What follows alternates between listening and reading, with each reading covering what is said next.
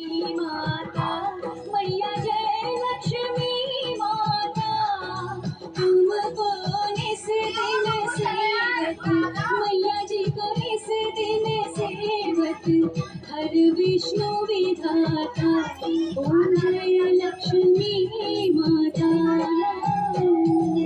जय लक्ष्मी माता, मैया जय लक्ष्मी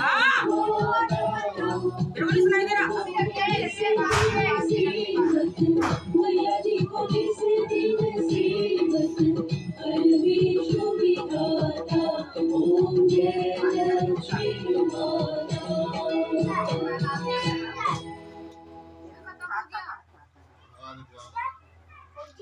क्या मतलब 2 महीने और? अब गिट्टी क्या मुल्तान से ला रहे हो आप?